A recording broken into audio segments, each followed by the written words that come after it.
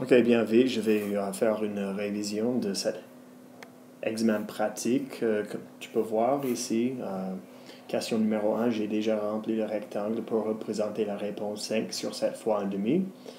Et ça égale 5 sur 14. Puis en bas, j'ai fait une grille qui représente le problème ici 2b, 3 cinquièmes fois 4 neuvièmes. D'abord, je vais regarder les dénominateurs 5 et 9. Puis j'ai fait un rectangle avec les dimensions 5, 1, 2, 3, 4, 5 ici, fois 9. Une fois que je suis à ce point ici, je peux commencer à remplir. Si je veux représenter 3 cinquièmes, ce que je vais faire, je vais remplir 3 des 5 carrés. Puis, en haut, je dois montrer 4 sur 9 ici. Mais le truc avec ce genre de problème, c'est que il doit y avoir un rectangle à l'intérieur du rectangle. Et puis, tu remplis les espaces vides ici à l'intérieur de ce rectangle ici. Après, tu peux compter combien de carrés ont été coloriés. Ça fait 1, 2, 3, 4, 5, 6, 7, 8, 9, 10, 11, 12.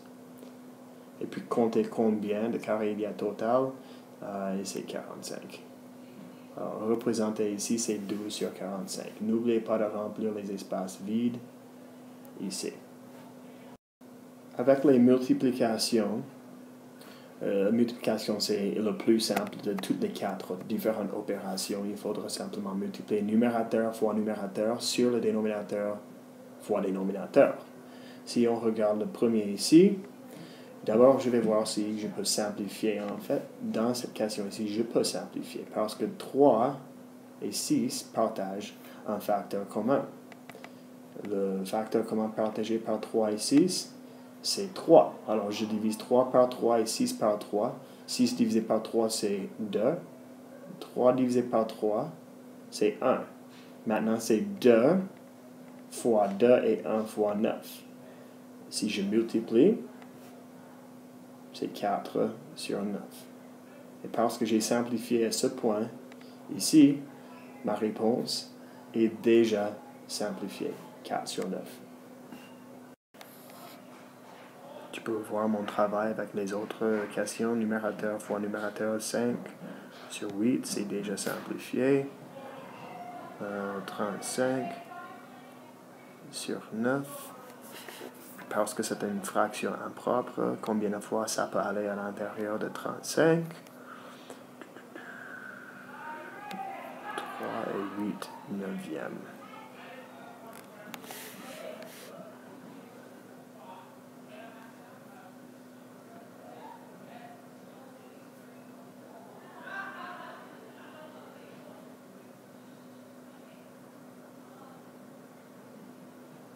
Qui égale 2.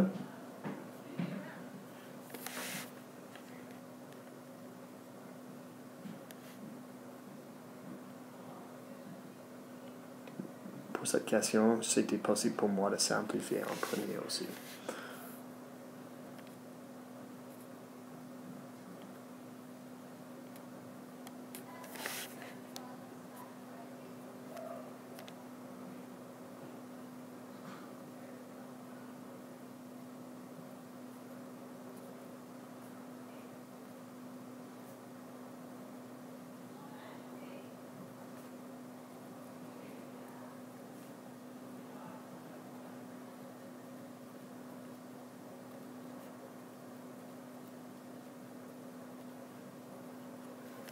Voilà.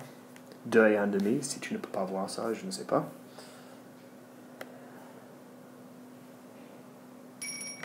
Alors pour le numéro 4, pour utiliser l'estimation, regardez les deux numéros. Okay, imaginez pour une seconde que tu dois arrondir chacun de ces numéros à un nombre entier. 2 et 9 onzièmes. Le numéro entier le plus proche, c'est 3. 15 sur 16, le numéro le plus proche, c'est 15 sur 16, c'est presque 1.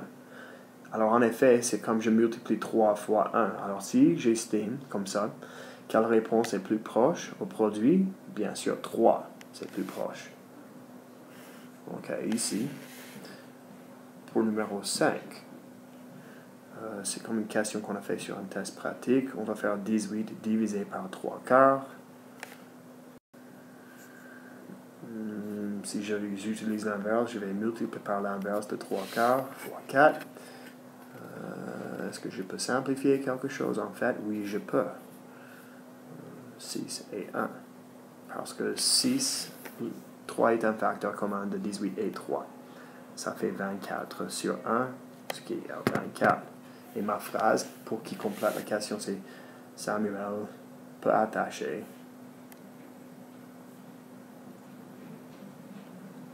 24 ballons. Bon pour 3 points. OK. Cette question est un peu plus complexe. D'abord, il faut calculer combien de mois il va économiser de l'argent. Du mois de janvier jusqu'au juin, c'est 6 mois. Alors, on va prendre 21, parce que ça, c'est son allocation mensuelle, fois 6. Ce qui est égal à 126 $. Alors, s'il a économisé tout son argent, ça fait 126 $. Mais, comme on sait, il va seulement économiser 2 tiers de ça. Pour savoir 2 tiers de 126, 2 tiers de 126, je vais placer de l'emphase sur le mot de. Alors, 2 tiers de 126, ça veut dire qu'on fait une multiplication. Okay, on fait une multiplication après avoir fait le travail. Une fois que tu multiplies, c'est 84 $.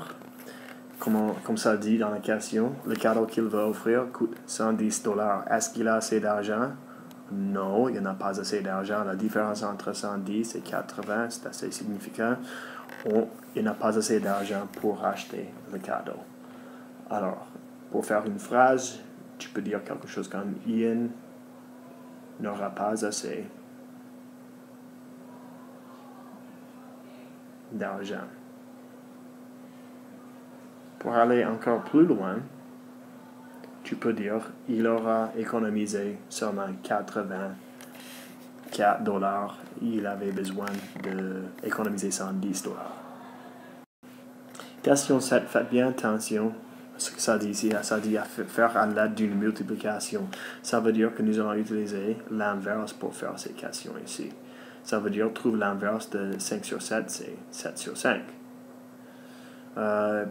Regarde si tu peux faire de la simplification. Dans ce cas, tu ne peux pas. Alors, 4 fois 7, c'est 28 sur 50. Parfois, tu peux simplifier après ce point.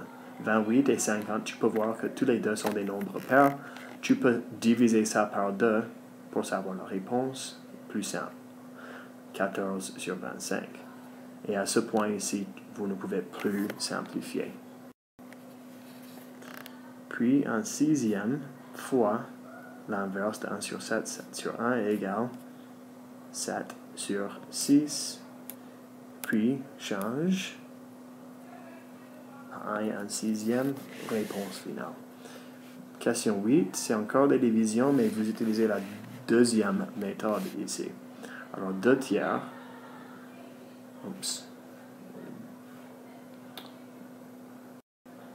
Regardez vos dénominateurs, 3 et 2, et quel est le plus petit dénominateur commun? Dans ce cas, c'est 6. Alors, on va mettre de fractions sur 6. 2 tiers, fraction équivalente, c'est 4 sur 6. Fraction équivalente de 1 demi, c'est 3 sur 6.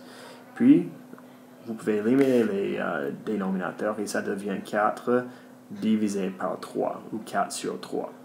Ce qui est égal à 1 et 1 tiers. Voilà.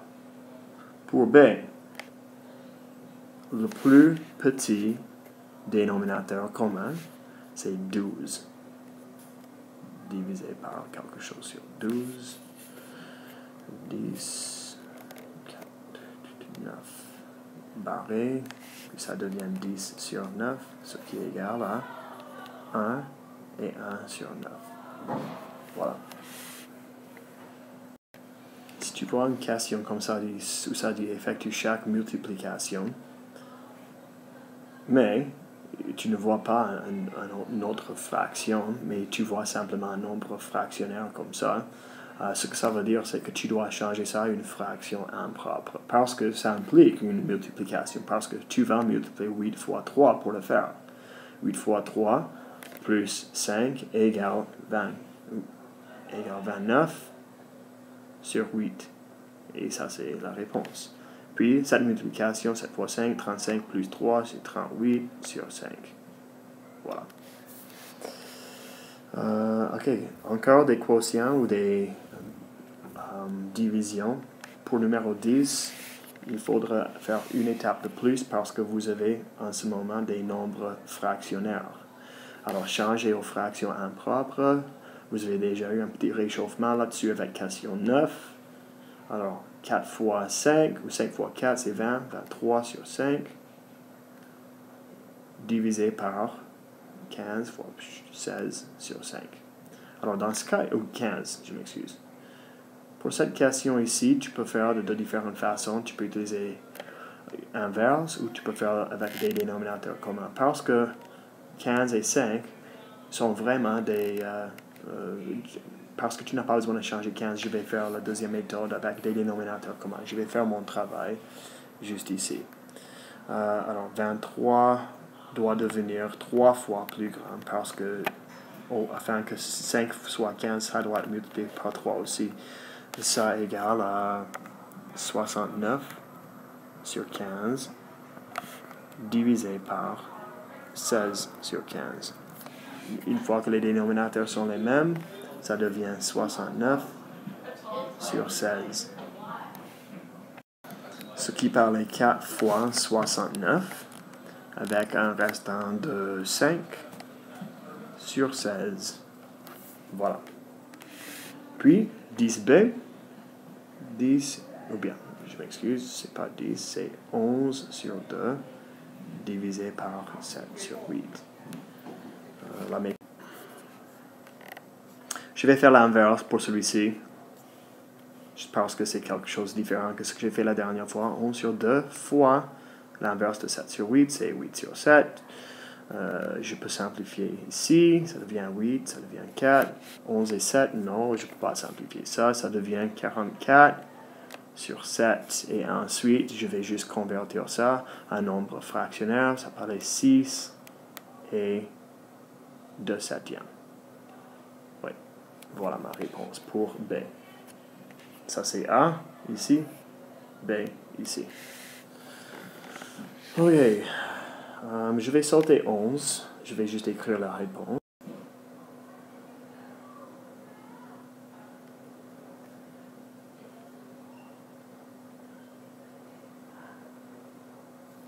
Alors pour 11A, 2 est 25 sur 58. 11B, 40 sur 43. Alors, ce problème écrit, Madame Baudin, c'est une addition. Il faudra additionner 1 et 5 huitièmes à 2 tiers. Voilà. D'abord, changer à une fraction impropre. Oui, 13 sur 8. Plus 2 tiers. On doit trouver des dénominateurs communs en premier. 24, c'est notre dénominateur commun. Le plus petit dénominateur commun. 13 fois 3, c'est...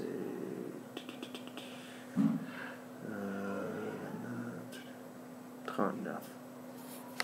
Plus 16. Ce qui est égal à 55 sur 24. Ce qui est égal à 2 et 7 sur 24. Alors, une phrase pour compléter ça. Madame Baudin a préparé 2 et 7 sur 24 tartes pour une fête. Voilà.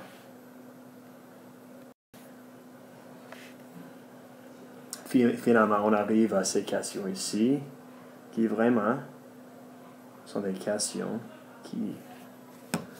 questions de culmination, c'est-à-dire, c'est vraiment, on doit mettre tout ensemble dans ce genre de questions. Alors, n'oubliez jamais que quand vous faites des questions de priorité des opérations, toujours suivre PEDMAS. Faites ce qui est entre parenthèses en premier. Les exposants, tu vas voir en 9e année, division, multiplication, en ordre gauche à droite, addition, soustraction, en ordre gauche à droite. Alors ici, il y a des parenthèses. Tu fais ce qui est entre parenthèses en premier. Trouver, parce que c'est une soustraction, le plus petit dénominateur commun. Dans ce cas, c'est 30. Alors, fraction équivalente de 5 sur 6 égale 25 sur 30. C'est-à-dire la valeur de 5 sur 6, c'est la même que 25 sur 30. Puis, ici, c'est 12. Alors, si je fais ce problème ici, ça égale à 13 sur 30. OK? Ensuite, je vais multiplier ça par la somme de 1,5 plus 1 sur 6. Je vais faire ce problème maintenant. Plus petit dénominateur commun, c'est 6. Alors, 1 sur 6 n'a pas besoin de changer. Ici, 1,5 pour être égal à 1,5, 3, ça devient 3 sur 6. Additionne, et ça devient 4 sur 6. Mais je vais simplifier ça tout de suite à 2 tiers, parce que je peux. Ensuite, c'est une multiplication. D'abord, est-ce que vous pouvez simplifier quelque chose ici? En fait, oui, 30 et 2 peuvent être simplifiés. Diviser 30 par 2, 2 par 2, et ça fait 13 sur 15 fois 1 tiers, 1 sur 3. Ensuite, multiplication numérateur fois numérateur. Et voilà la réponse. Et 13 sur 45. Ensuite, regardez la prochaine question. Parce qu'il n'y a pas de parenthèse, il faudra penser un peu à ce qu'il faudra faire en premier. Les 3 opérations qu'on a, c'est une division, soustraction, puis une multiplication. Regarde notre PEDMAS. Alors, on doit faire la division en premier, suivi par addition, soustraction en ordre gauche à droite. Alors, je vais à côté ici. Je vois qu'une soustraction vient avant l'addition, mais je vais faire la soustraction en premier parce que ça vient au gauche en premier. Okay? Addition, soustraction se font en même temps en ordre gauche à droite. Alors, on commence avec la division en premier. On fait étape par étape. Il faudra montrer chaque étape. 3, je vais en fait changer tout de suite à une multiplication fois 3 sur 2. Je vais mettre sur 1 juste pour que j'ai un dénominateur à chaque côté. Ça devient 9 sur 2. Puis, je vais écrire la partie qui reste. Moins 3 et 1 quart plus 7 sur 12. Alors, maintenant, je peux voir que j'ai 2 opérations qui restent. Une soustraction et une addition. Comme j'avais déjà discuté, je vais faire la soustraction en premier parce que c'est au gauche. Alors, 9 sur 2. Puis, je vais soustraire la fraction impropre, 4 fois 3 plus 1, c'est 13 sur 4. Alors, j'aurai besoin de changer cela pour que le dénominateur soit 4. Alors, c'est ça que je vais faire. Ça devient 18 sur 4, moins 13 sur 4. Ce qui reste, c'est 5 sur 4. Je vais continuer mon travail ici. Je vais écrire 5 sur 4.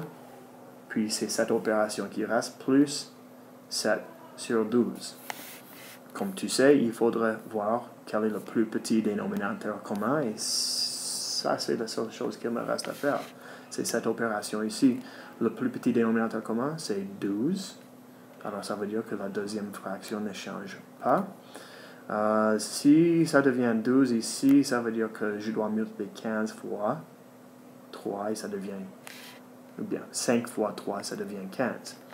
Ensuite, multiplie, ou bien additionne, je veux dire 22 sur 12. Je vais simplifier ça à 11 sur 6. Est-ce que j'ai fini? Non, parce que ça, c'est une fraction impropre. Je vais simplement convertir ça à un nombre fractionnaire, 1 et 5 sixièmes, et puis c'est fini. Je vous souhaite très bonne chance sur l'examen de module 3 et bonnes vacances, joyeux Noël et tout ça.